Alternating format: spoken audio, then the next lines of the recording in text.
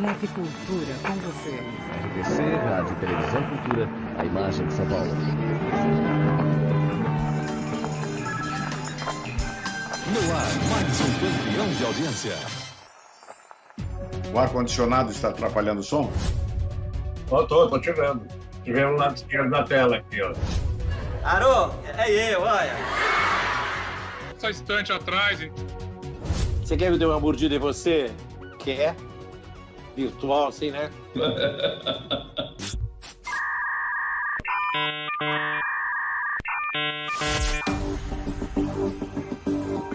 A televisão sofreu várias mutações, não só de tecnologia, mas da própria sociedade que evoluiu. O que nós temos agora é mais interrogação do que exclamação. O que só televisão pode dar que a internet não dá? Eu estou permanentemente ligada na televisão, na parte de jornalismo, para ver tudo o que está acontecendo. Não vejo muito, não. Vejo de noite, assim, mais um pouco. Vejo um jornal. Hoje em dia, eu não sou uma espectadora mais como eu fui. Eu não tô vendo nada. Eu vi até algumas séries. O que a TV aberta ainda traz que talvez seja o futuro dela? Eventos ao vivo, informação em massa, que por enquanto é dela, é a força dela. Sendo uma oportunidade da TV se reinventar, como esse especial que nós estamos aqui conversando através de uma tela. Estou falando aqui para o meu telefone. Talvez tenha que competir menos com os streamings em ficção e focar mais em eventos. O Big Brother é um evento. O reality é incrível, porque o reality no Brasil persevera. Primeiro com o programa que eu apresentei, que foi No Limite, foi o primeiro reality da TV brasileira. E depois com o Big Brother, que está aí, 20 edições. Porque nos dois primeiros a gente mal saía do Projac, a gente vivia lá dentro, para pegar aquele touro à unha, entender o que era esse programa, o que era essa linguagem, como é que a gente fazia aquilo. Eugênia Moreira na edição. Você não altera nada, mas você edita aquilo contando uma história muito redonda, muito atrativa e muito envolvente. E aí, muito boa noite, eu estou ao vivo dentro da casa. Hoje a gente vai apresentar o programa daqui da casa do BBB e digo mais. Intuitivamente, e porque a gente tem uma tradição incrível de narrativa, com as novelas, é claro, de teledramaturgia, o Brasil descobriu uma maneira de contar uma história leve, ao mesmo tempo extremamente dramática, uma menina de 18 anos. Como esse formato funciona, como talentos, como esses programas todos funcionam, né? Que tem dança, que tem canto, que tem performance. Tem dois produtos que fazem muito sucesso hoje na TV, que são os realities e os game shows. Os realities são aqueles onde pessoas ficam confinadas com câmeras sobre elas. Os game shows são aqueles de música, de gastronomia, onde as pessoas vão cozinhar para ganhar um prêmio. Falta 1 minuto agora. O MasterChef é um game show, as pessoas não ficam confinadas, elas se inscrevem e são selecionadas por um talento específico, que é o de cozinhar bem, e vão para lá para disputar com outras pessoas que também foram selecionadas por esse talento. O público brasileiro ele é muito receptivo à novidade. Quando alguém tem uma ideia ousada, o público vai atrás. Popstar. Adoro apresentar o Popstar. Amo, eu me sinto muito feliz ali. Os reality shows de música, eles têm uma estrutura muito bem desenhada e virou uma febre mundial. E se tivesse um reality que a gente só escutasse a voz e se apaixonasse pela voz? E aí nasceu o The Voice, que depois veio pra cá em 2012, que é o The Voice Brasil. Puxa, será que a gente é como se fosse o novo festival? Claro que não tem importância política que tinha antigamente, nem o tamanho daqueles festivais. Olha, Lúcio, solta aí, canta aí. A plateia começou a cantar comigo. São Paulo, meu amor. Ninguém cantava São Paulo, cantador, São Paulo, meu amor. Então ele fazia parte desse núcleo baiano inicial, mas ele poderia ser chamado talvez dos primeiros tropicalistas, né? Eu vi uma manchete escrita: prostitutas invadem o centro da cidade. Naquele tempo isso era um escândalo. Naquela hora, na minha cabeça, se formou a estrutura de como devia ser São Paulo, meu amor. Para nós é um festival de música. Nosso diretor, o Creso, sempre fala, antes de começar as gravações, ele reúne as vozes lá, os artistas, fala assim, escuta aqui. Fase seguinte é das batalhas, e os técnicos vão ter que cortar seu time pela metade. Então trate isso aqui como um festival de música. Quer sair eterno daqui? Faça um baita número, que ninguém vai esquecer. Rainha do mar.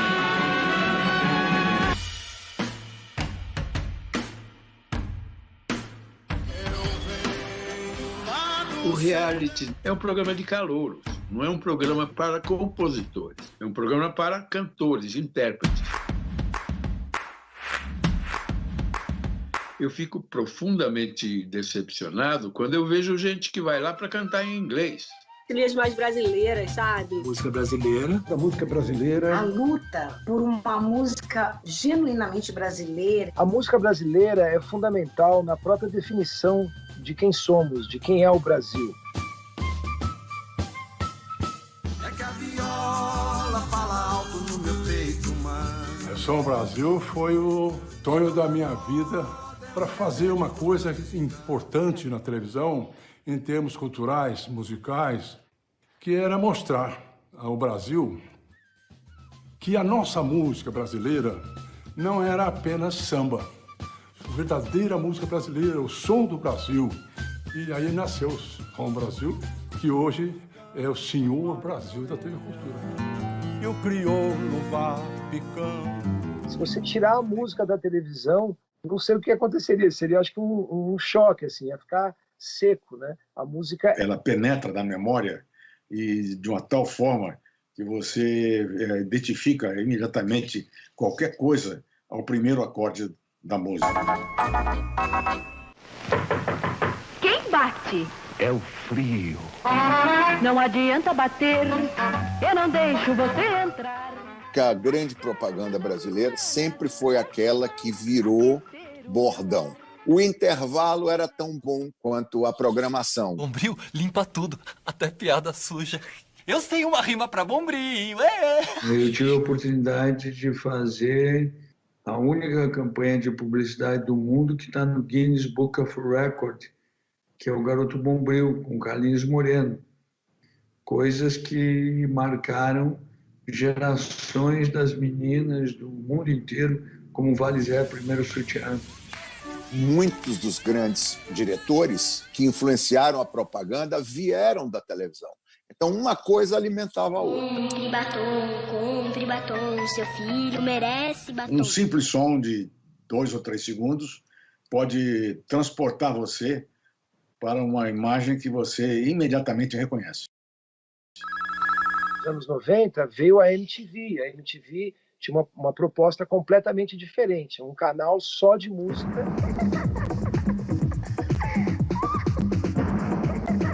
Comecei a televisão em 20 de outubro de 1990, na estreia da MTV Brasil. Deram uma televisão na mão da gente, a molecada, você fala assim, mas você, quando sua mãe sabe que você está trabalhando aqui, tem certeza? Era assim, né? Uma anarquia criativa, muito bacana. 23 anos botando essa porra pra funcionar direito, sim, do nosso jeito. Viva a velha MTV Brasil. Na MTV, o nosso DNA era buscar o novo. Um dos slogans da MTV, aqui você ouve tudo antes. Te vejo na MTV. Sei que vocês estão de pentelhos eriçados. Aqui no TVzão vai rolar de tudo. Eu quero a minha MTV. E com um compromisso com um jovem muito grande. A quantidade de bandas que explodiu nos anos 90 é enorme. Fã, como ela vai, assim, a corrente de fãs. A MTV ajudou a entender como mostrar música de maneiras diferentes e criativas para um público de televisão.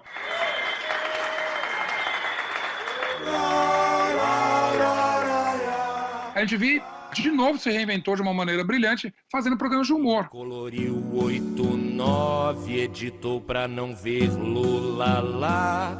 Olimpíada não se promove, é bueno a boca calar.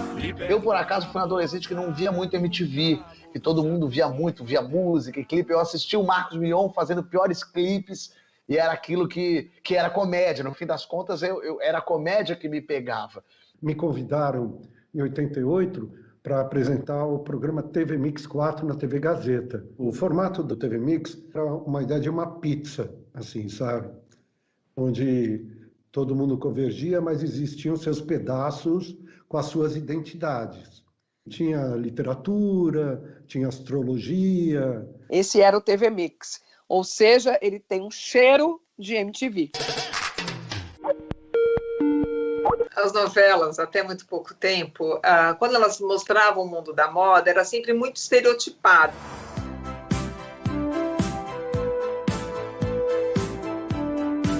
O fato de você ter pessoas das classes C, D e E que podem vestir o que gostam, ouvir o que gostam, fazer o tipo de arte que desejam, consumir os produtos que realmente admiram e não ter que copiar as classes AB, porque é aquilo que passava nas novelas, aquilo que passava nos programas de domingo, e era aquele tipo de linguagem que era usada no noticiário. Isso foi muito importante para o desenvolvimento social do Brasil.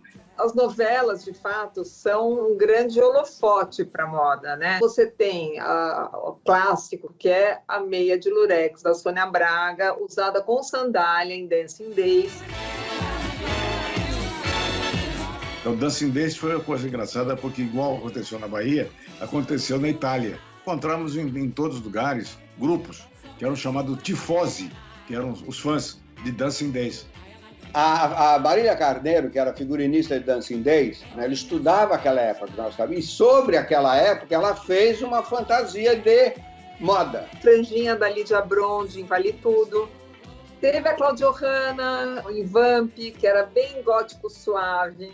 A televisão mostra para quem está em casa que é possível usar um lenço amarrado no cabelo, é possível usar uma meia de lurex, é possível usar um biquíni de crochê. Isso daí influenciou a sociedade, sim, da mesma maneira que o turbante da viúva porcina passou a ser moda. Sim, mas eu não quero que fale no nome da sujeita. Você sabe que esse turbante, ele surgiu, então eu começo com o pessoal com cabelão, assim, todo de permanente, ondulado, né? Aí comecei a enrolar rolinho assim.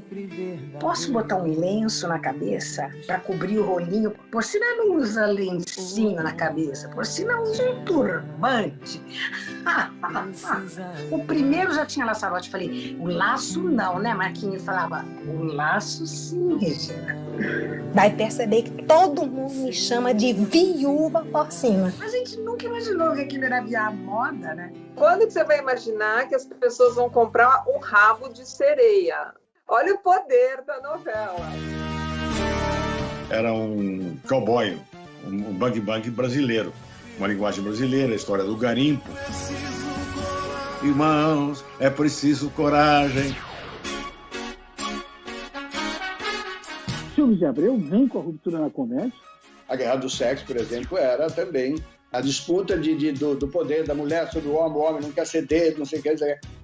Vem com dois ícones da história, da nossa história da arte brasileira. E a novela é um fenômeno totalmente brasileiro. Eu acho difícil a novela acabar aqui no Brasil. Por amor, meu Deus, a Branca Letícia de Barros Mota. Olha, manda espalhar que os salões de Branca Letícia de Barros Mota estão reabertos. É o personagem que tem mais meme na televisão brasileira. A televisão tem uma grande responsabilidade de formação e possibilidade de formação e de informação de bom conteúdo. Eu tenho uma notícia para vocês. O Anjo Mal, que mostrava como é que era a vida de uma empregada dentro de uma casa, fazendo empregada de um bebê, e como existia muito, muito preconceito naquela época. Só que a babaca era eu gostava do patrão, e o patrão era o Zé Vilke, meu primeiro companheiro de jornada.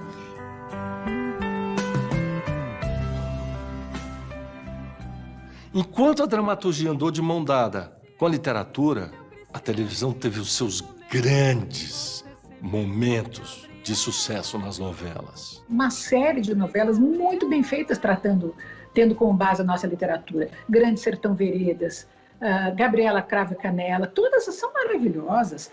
Quando eu escrevi a Tieta, a novela, que foi a segunda incursão minha na obra do Jorge Amado, houve uma certa reação, que achavam que eu estava tomando muita liberdade com o texto dele. Você fala, mas está faltando isso, faltou aquilo e tal. mas, ao mesmo tempo, para o grande público, é uma possibilidade de entrar em contato, principalmente no nosso país, que tem muita desigualdade do ponto de vista de acesso aos bens culturais. Por que a TV aberta tem força no Brasil? Porque se você for para o sertão do Cariri, o cara não tem dinheiro para pagar TV a cabo. Então o que está lá é a TV aberta, que chega lá de graça. Hoje em dia, mesmo o mundo tendo dezenas de formas de você consumir conteúdo, nem todo mundo tem acesso a isso. A televisão sempre foi muito importante no Brasil. Porque a gente não pode esquecer que o Brasil é uma imensidão lá para aquele norte, nordeste, aquele sul. É possível, sim, fazermos novelas com vários tipos de personagens e todos serem absolutamente aplaudidos, bem recebidos e entendidos, sobretudo. Eu acho que o Brasil estava esperando por isso, né? Uma heroína clássica com as minhas características físicas, assim. Acho que o sucesso se deu muito por isso. Era um Brasil também num momento muito especial, de que a gente estava gostando da gente enquanto país, gostando da nossa cultura, se olhando com carinho, assim, para dentro do país, entendimento que país é esse. O Brasil é um país extremamente musical, extremamente rítmico. Um Brasil que já vibrou com o Brasil Pandeiro. A minha homenagem às escolas... Vale Tudo é uma bruta novela. Sacudiu o Brasil porque ela retratava o Brasil. Que vale para hoje em dia, né? Que um dia você vai cair, eu vou só ficar esperando a hora de você cair. Praga não é praga, é a vida, Maria de Fátima, a vida que você construiu pra você, a vida que você tá querendo pra você. Você vai cair, e no dia que você cair... E num país como o Brasil, onde as pessoas não têm dinheiro para outro tipo de entretenimento... São milhões de pessoas, são milhões. Tem uma pessoa que está lá no norte de Alagoas, no norte da Paraíba, numa casinha pobre, só tem televisão por divertimento. A televisão é a nossa primeira opção. Sempre foi. Vivendo e aprendendo. É um cafezinho de volta já. É mato seguro.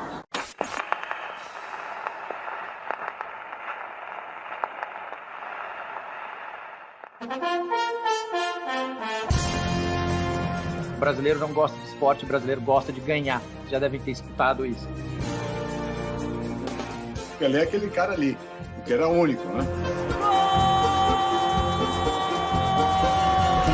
Hoje sim, gol da TV Cultura.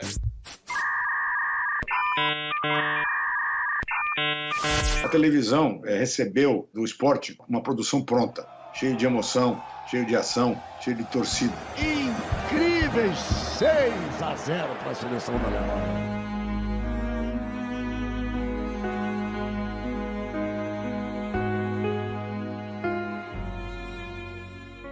Não existiria um Pelé, um Ayrton Senna, um Fittipaldi, um Piquet.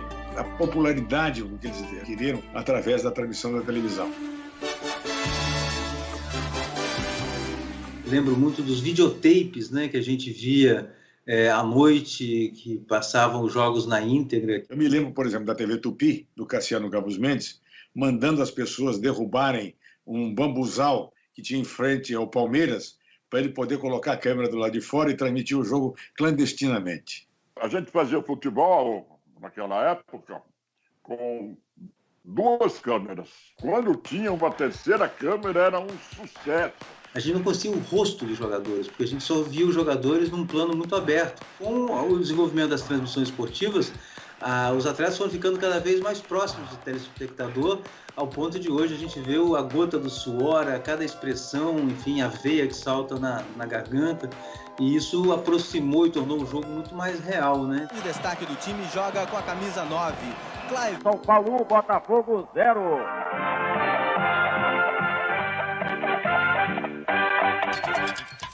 E sem perda de tempo, vamos aos jogos que completaram... A voz do esporte, para mim, era o Léo Batista.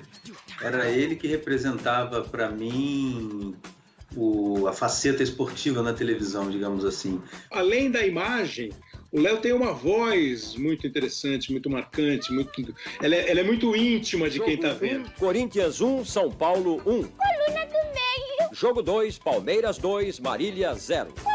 Um personagem fez grandes coisas na televisão, do seu ponto de vista do esporte, foi o Luciano do Vale. O Luciano é a voz da Copa do Mundo de 82.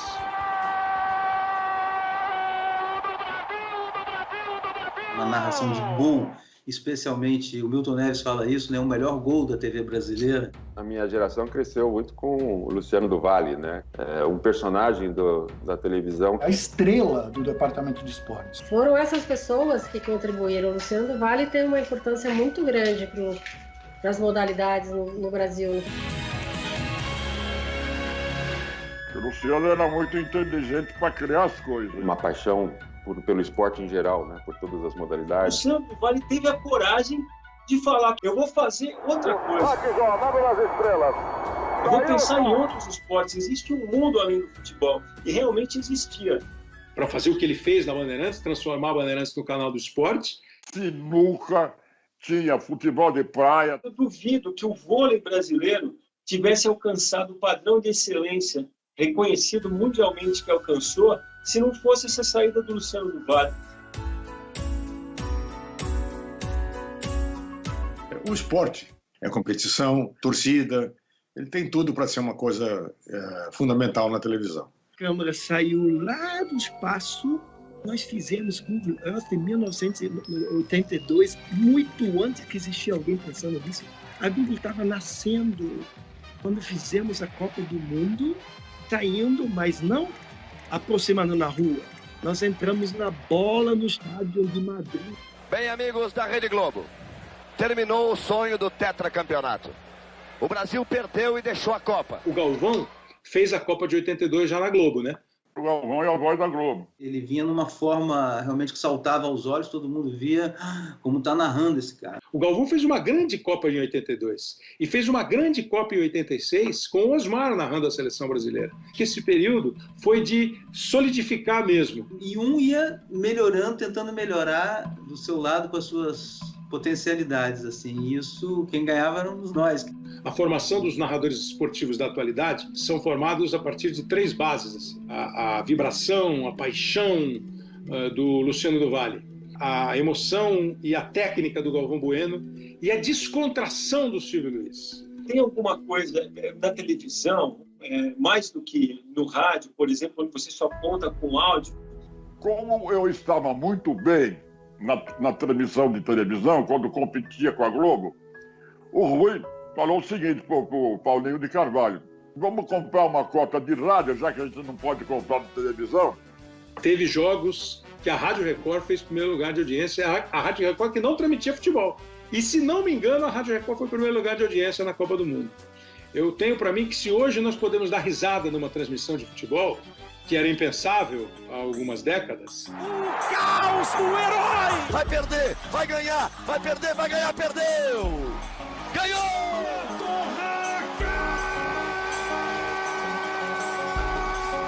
Hoje a gente pode brincar um com o outro e dar risada, sem tirar o público da brincadeira, na medida do possível, em função do Silvio Luiz, do que o Silvio Luiz fez como narrador de futebol. Botaram fogo na canjica, Diego, boa bola. Ele é mais do que um narrador de futebol, ele é um animador de um programa cujo assunto é um jogo de futebol. As barbas do profeta, a um palmo do pau esquerdo de cá. Pelas barbas do profeta, ele levou isso tudo para televisão. É mais do que nunca dia de coração acelerado, adrenalina espalhada pelo sangue. Hoje não, hoje não, hoje sim, hoje sim. Eu acho que o narrador, ele é um prestador de serviço, acima de tudo, né? Ele tem que levar entretenimento, mas tem que levar informação, leveza, clareza. Sempre fui muito ligado nas vozes, nos locutores. Quase ninguém conhece a figura.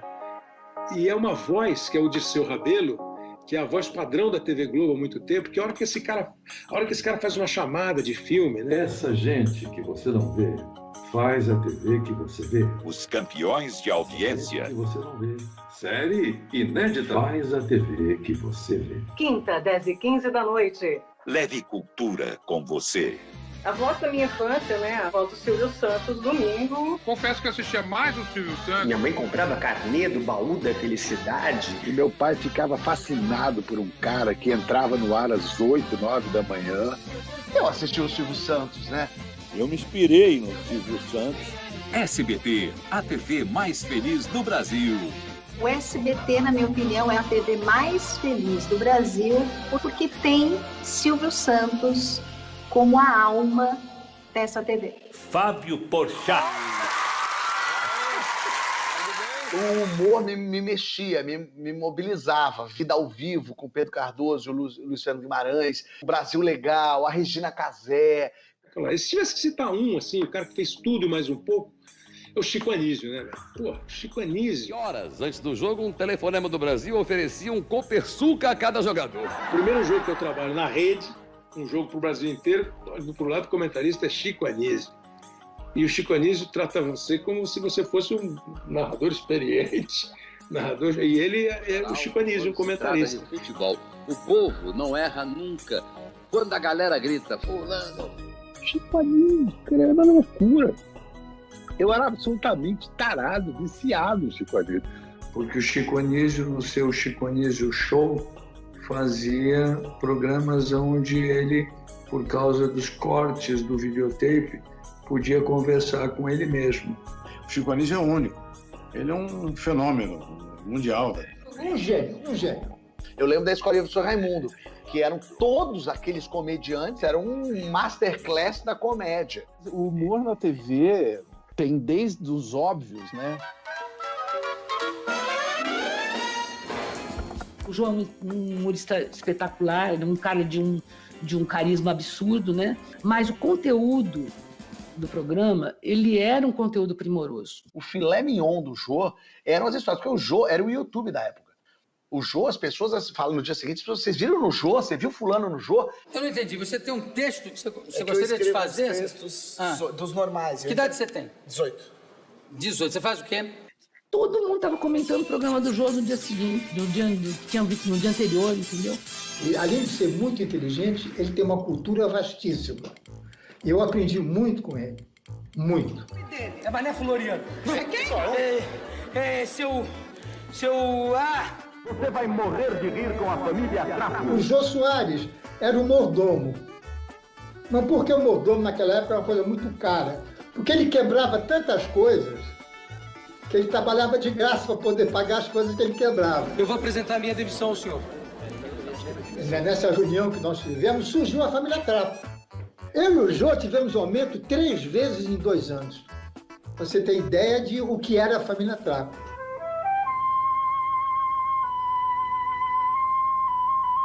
Os Trapalhões foi uma coisa assim, explodiu o programa, explodiu. 4 amigos, era o cearense, era o carioca, era o mineirinho e era o galã. E cada um tinha um tipo de humor. Eu, particularmente, eu ria muito com o Mussum, porque o Mussum, ele não era artista, o Mussum era aquilo. Ele está agora justamente num programa de televisão toda manhã e a senha dele é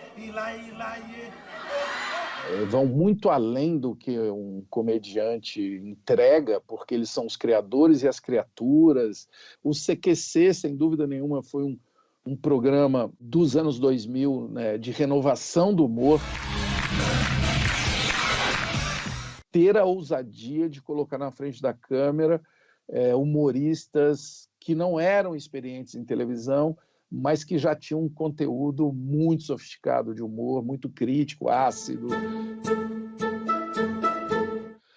São programas de humor com uma linguagem muito ousada. Você precisa constantemente estar procurando novas fontes de humor, não só de humoristas, não só de formatos, mas também do ponto de vista social e político. Foi quando eu contratei o Cacete Planeta. Não atores fazendo um humor completamente descompromissado, e botavam a peruca torta e faziam as palhaçadas. E o Saddam caiu no chão. E agora? Quem é que vai abaixar para pegar o cachorro? E junto com o Daniel Filho fizemos o TV Pirata. O TV Pirata veio mesmo para desconstruir tudo. Veio para pra mudar mesmo. Não humor assim, você faz assim, não. É todo chique. O TV Pirata era genial, porque rompeu com tudo.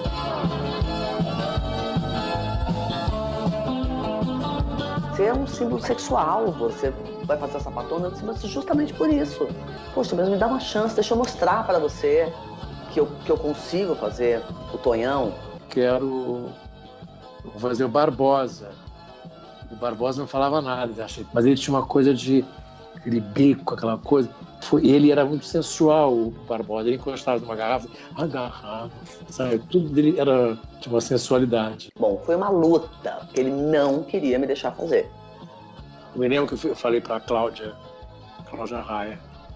Você reparou que você sempre só faz vedete, eu só faço velhinhas?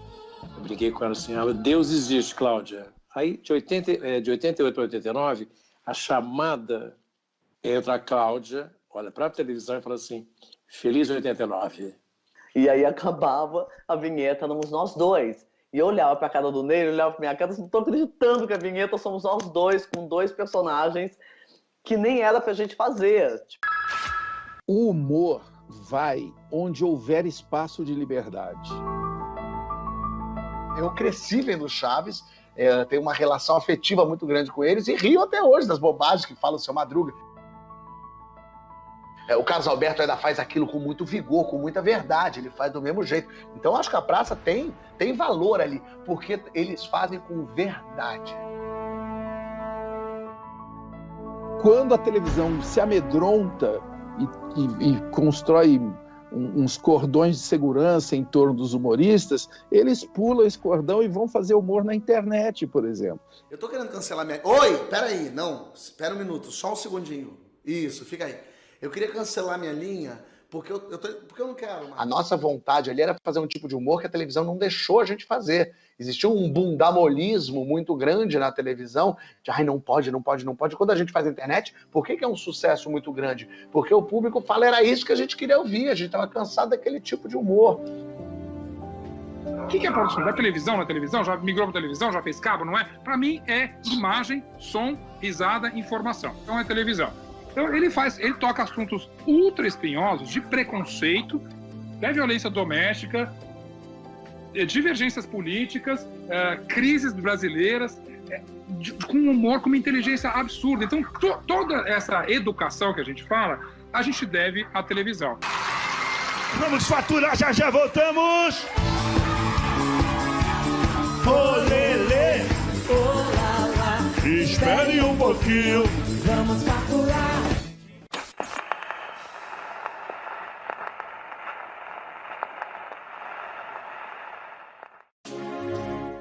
A TV, ela informa no jornalismo, ela informa na educação, no debate, mas ela informa com a cultura pop que ela faz. Tem um compromisso social muito importante, de informar bem, de apresentar um mosaico absolutamente múltiplo de programas, de histórias.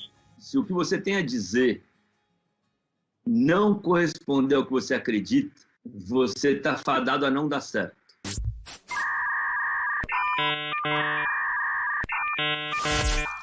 Hoje você tem ainda uma penetração muito grande da TV aberta, mas você tem uma série de outras plataformas de entretenimento muito importantes.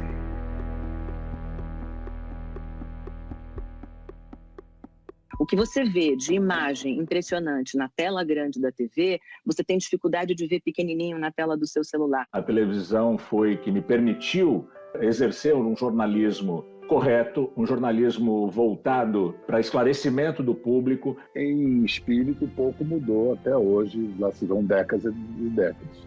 Os programas de comportamento na televisão eram uma novidade, porque eles lidavam com temas que eram temas que não eram abordados na televisão, ponto, eram proibidos. Você não podia falar de homossexualidade. Aliás, era difícil, inclusive, você trazer uma mulher que fosse gay no programa, ela não vinha. Nós tivemos muitas pessoas importantes na televisão. Pessoas, né? Pessoas que fazem muita falta.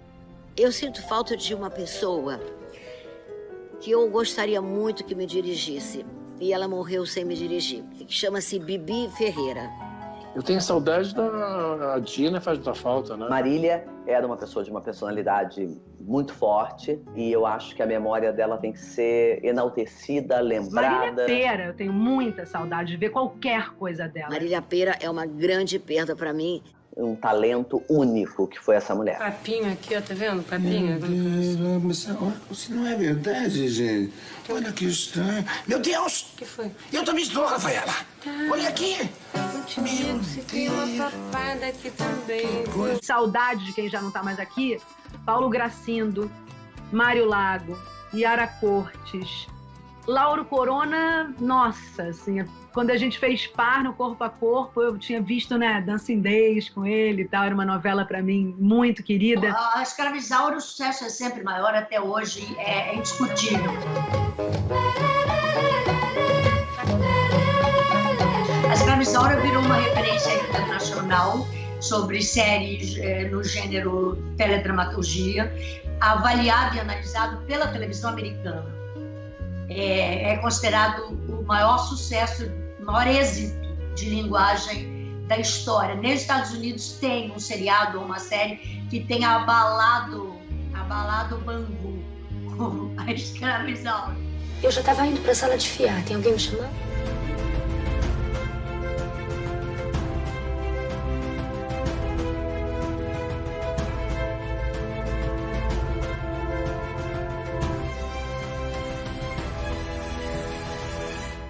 Quantas e quantas pessoas...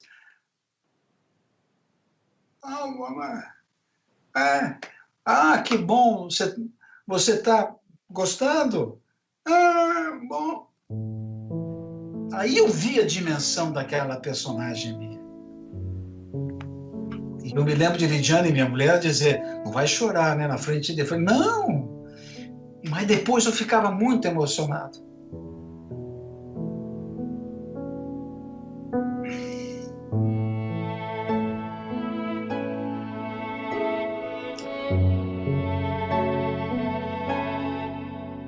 Isso sim é uma inclusão plena. Nesses momentos é que você percebe a importância de muitos se verem representados, para a religião que for, para a opção sexual que for, o pensamento político que for. Essas pautas são urgentes e todas as pessoas que fazem televisão têm obrigação de inserir isso dentro da sua programação de alguma forma.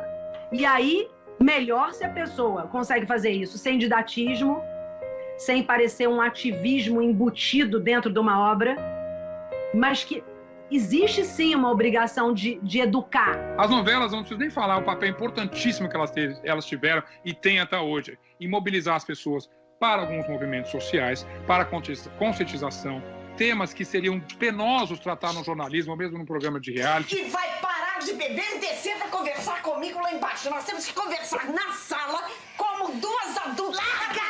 Você vai tomar uma ducha fria agora mesmo? Imagina tomar banho, uma ducha fria. Já valeu a pena fazer televisão, fazer novela, já valeu a pena de ajudar as pessoas que estavam precisando. A gente recebeu muita carta, muitas pessoas de mães que falaram que o filho começou a frequentar o AA, etc, etc.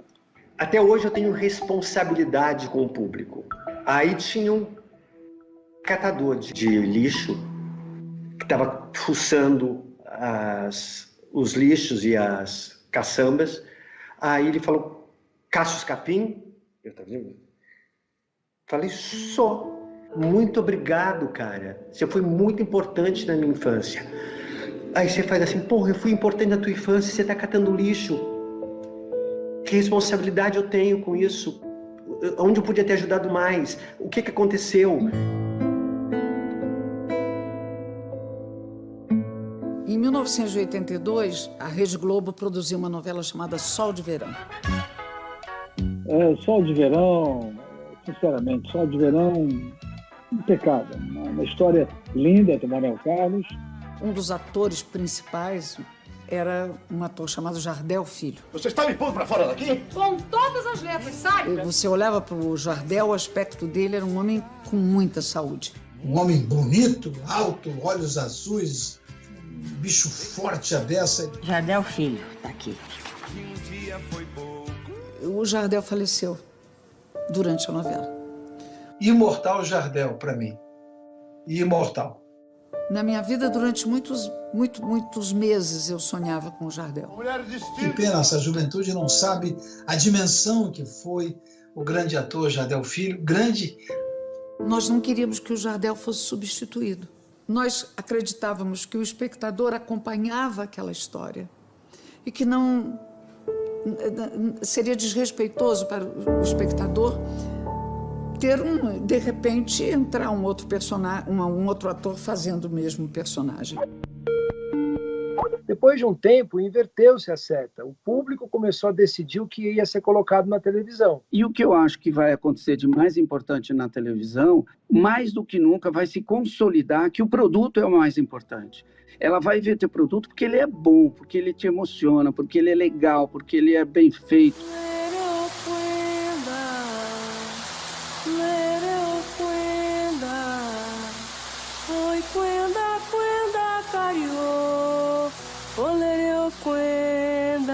Diretor, para mim, é um cara que a primeira coisa, antes de tudo, ele é responsável pela emoção daquilo que ele vai pôr no ar.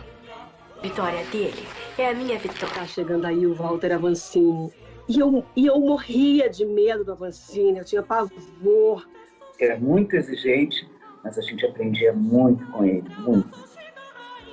Eu já sabia o que eu queria e com quem eu queria trabalhar. Então, eu já tinha escolhido as pessoas. Eu queria o Walter Avancini para mim. Ela merece o tratamento de uma joia. Se compara a uma gema preciosa. Hã? É o maior diretor de ator desse país. O Avancini conseguia fazer, por exemplo, imagens com aquela câmera que ele botava no chão, botava do lado.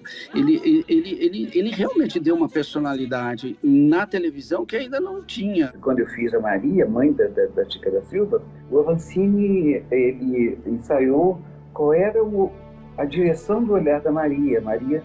A Maria, ela não era altiva e também não se humilhava. Ela tinha aquele olhar. Eu ouço uma voz atrás de mim dizendo: Tunico. Eu olho e era o saudoso Walter Avancini. Ele vira-se para mim, em vez de dizer: quer um café? Ele diz assim: eu quero que você seja meu Riobaldo. É? O Riobaldo, do Grande Sertão? Me emociona falar do Grande Sertão, é engraçado. É um marco divisório para mim, inclusive, da minha profissão. Talento meu mesmo, só pontaria certeira. Eu sou muito fã das boas novelas. É óbvio que houve novelas que não eram tão boas, mas a Avenida Brasil, por exemplo, ajudou o Brasil a se ver melhor.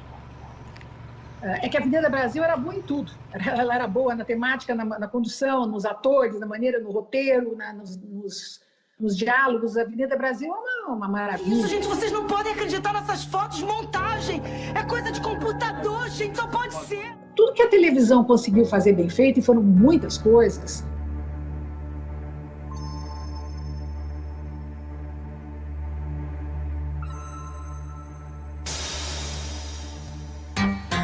TV aberta, ela é magnânima, é de graça. Ela está aí de graça. Mas você vê que a televisão, que estava apanhando tanto de tantos críticos e especialistas, a televisão cresceu, a TV aberta, como a gente chama, ficou forte durante a pandemia. É impressionante o tamanho da televisão realmente na comunicação. Nesse grande embolado que é a televisão, a gente sai, sim, com um aprendizado muito grande. Eu acho que não é a televisão que vai mudar, eu acho que tudo vai mudar. E é uma arte de equipe mesmo, porque às vezes você, por exemplo, você está fazendo uma cena com seu colega, mas você está... O cameraman, ele está se deslocando, o boom está tentando entrar entre vocês, então tem que haver uma cumplicidade muito grande. O primeiro público de um ator na televisão é a turma da pesada.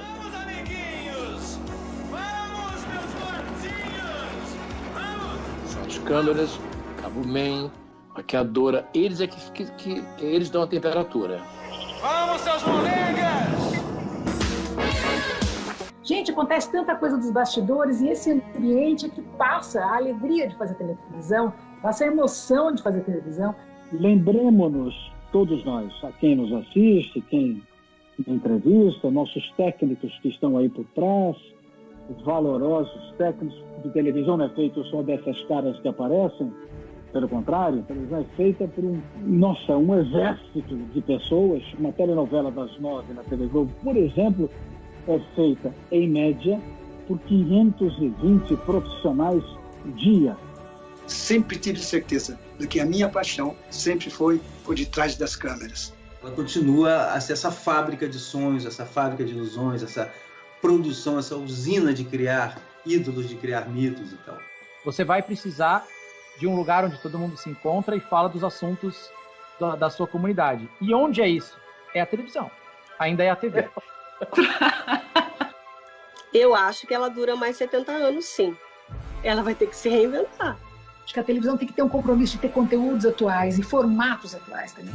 Porque não é porque ela é antiga ou ela é mais velha do que, vamos dizer, a rede social, que ela tem que ter uma linguagem antiga. Acho que ela tem que se atualizar o tempo todo. A televisão, ela é mágica, ela é extraordinária, mas ela sacrifica você. Eu acho que eu dei muito mais para a televisão do que para minha mulher e do que para os meus filhos. Eu entrei num liquidificador, fui moído junto com a televisão, virei suco, mas esse é assim. A minha vida foi na televisão, ela consumiu. A televisão consumiu a minha existência. Eu enxergo a televisão um iceberg gigantesco ainda, mas que vai derretendo. Os meios digitais, as diversas possibilidades de plataformas de comunicação vão trazendo para a televisão um desgaste. O país precisa de arte, então vai ter sempre. A gente sempre vai ter um jeito, a gente sempre vai dar um jeito. O segredo para você se manter vivo e jovem, você, TV brasileira, é você entender o que está acontecendo na sociedade e entregar valor para essa sociedade. Entregar entretenimento que faça sentido para essas pessoas, porque elas se veem ali. Entregar um tipo de jornalismo que elas consigam compreender. Não adianta falar uma língua que ninguém entende. Então, eu acho que a renovação da TV passa pela linguagem e passa principalmente pela compreensão de que mudanças muito profundas aconteceram na sociedade brasileira e que você não vai fazer com que essas pessoas se vejam refletidas em você se você não compreendê-las e se você não entregar coisas que se parecem com elas. Eu comecei a escrever programas na Tupi, programas de humor, e os Trapalhões. Foi a época dos festivais, a época da Record. Novela, na Excelsior, que a primeira que eu fiz foi... Tudo que aconteceu na TV Globo foi fruto de planejamento. Muito esporte, e foi uma época de ouro para Bandeirantes. Nós tínhamos na Gazeta uma redação. O SBT, na minha opinião, é a TV mais feliz do Brasil. O Manchete já tinha chamado a atenção pelo jornalismo. A Record teve esse processo de começar a fazer novelas bíblicas. Estamos mandando o helicóptero da Rede TV te buscar. Jesus, aí lá fui eu. Essa teoria diz o seguinte: tudo aquilo que tem um sucesso expressivo durante um período de tempo, ele terá, sem dúvida nenhuma, o dobro desse período de sucesso como continuidade. Então, eu acho que a televisão vai ter, apesar de todas as pessoas não entenderem o que vai acontecer, no Brasil, mais 140 anos. É um bom tempo.